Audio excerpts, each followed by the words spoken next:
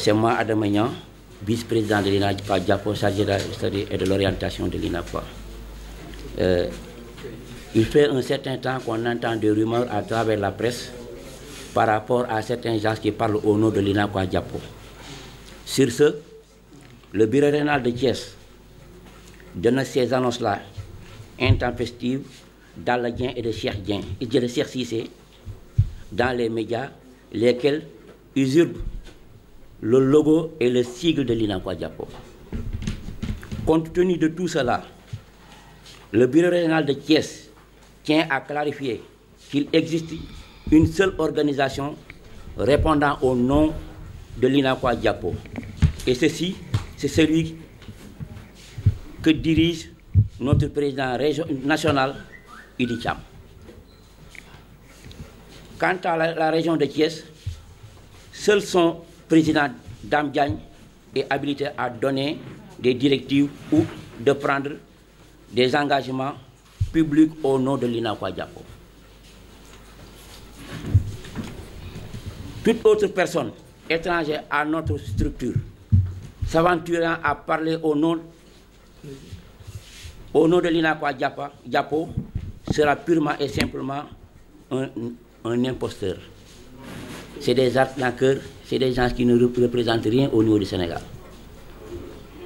Par ailleurs, ces temps-ci, le gala annoncé dans les médias, ouvertement déclaré au nom de l'INAQUA Diapo, est une mise en scène grossière et malsaine. Car il existe un seul INAQUA. Il n'y a pas deux ni trois. Et sur ce,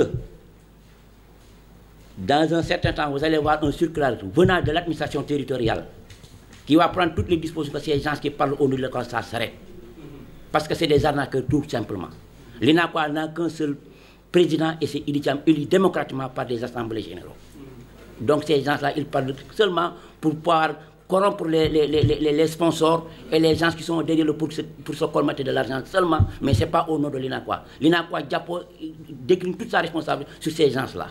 Ils ne représentent rien sur l'INAQUA. Surtout que 14 régions du Sénégal, on a la possibilité de les prendre un par un, de faire une déclaration au niveau des médias. Mais étant donné que la région de Thiès est beaucoup plus près à Dakar, nous prenons la responsabilité de prendre en charge toutes les raisons pour parler à leur nom. Et si ça persiste, on va continuer à faire ces déclarations au niveau de toutes les régions au niveau du Sénégal. Suite à ces propos, car il existe un seul INAQUA, suite à ces propos, à ces procès équitables, suite à un procès équitable, le bureau national de l'INAQUA Diapo et Cheikh Gueye, qui faisait ses parades dans ses impostes au nom de l'INAQUA Diapo, ceci a été condamné par la justice et tenu à ne plus parler au nom de l'INAQUA Diapo. Ce Cheikh Gueye-là, il était le secrétaire général de l'INAQUA de l'autre part, soit disant l'INAQUA. Mais lorsqu'il a été porté plainte au niveau de l'institution supérieure, on l'a fait comprendre que ça soit la dernière fois que tu parles au nom de l'INAQUA Diapo. Lui, il n'a pas parlé. C'est un autre Aladien qui parle au nom de l'INAQUA parce qu'il ne connaît pas. S'il ne connaissait pas, s'il connaissait, il ne va pas parler au nom de l'INAQUA. Depuis sa création en 2009, l'INAQUA a procédé au renouvellement de ses instances, tenant respectivement 2 assemblées générales le samedi 16 juillet 2011 au Méridien président appelé King Fahd Palace sous la présidence de Mme Aïda Mbodj.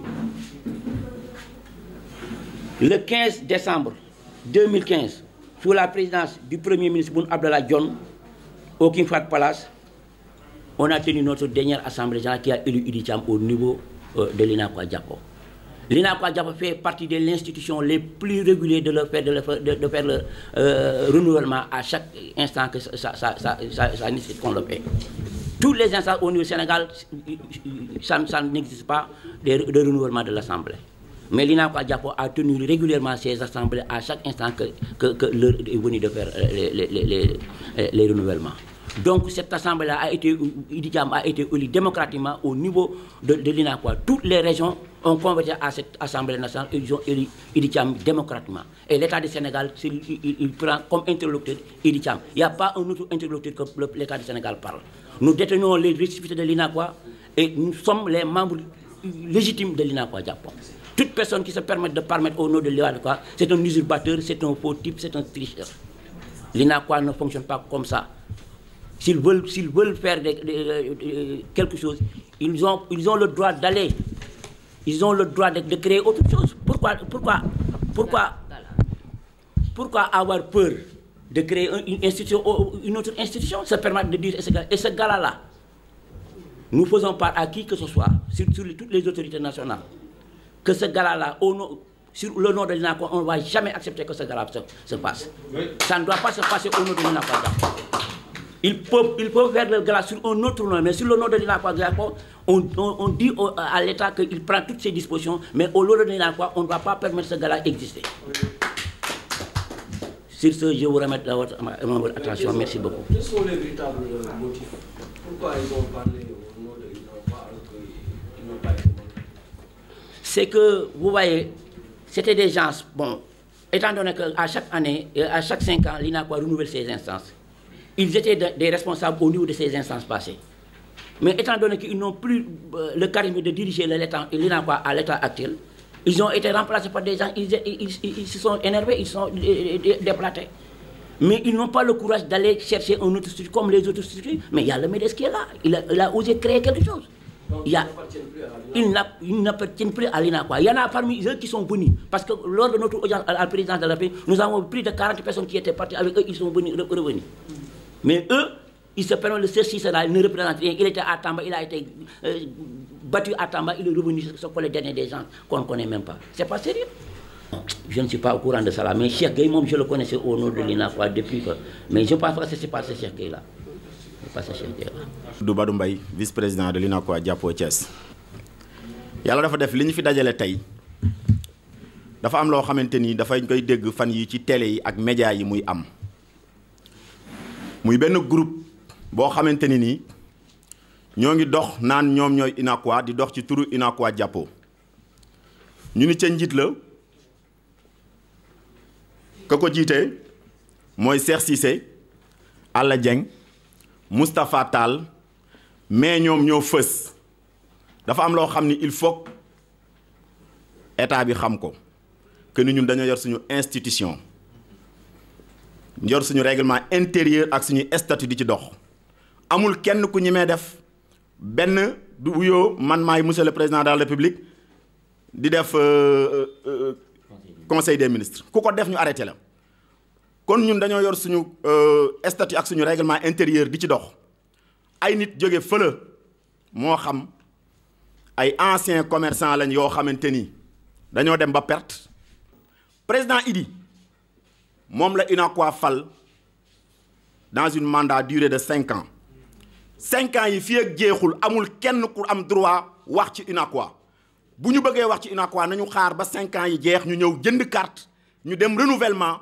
bu ñu gañee ñu jox leen ko mais actuellement président Idi Thiam mooy le président national am na loo xamante ni nag état bi la ñuy jël témoin parce que am na loo xam ni trop c'est trop te mi ngi koy seetaan di leen xamal ni leen seen gala boobu ñuy wax naan dañ koy def ñoom luñ ci bañul ñun duñ ko ci bañ suñu kii lañ ciy teg gis nga gala du am le 18 tey du fa am ëllëg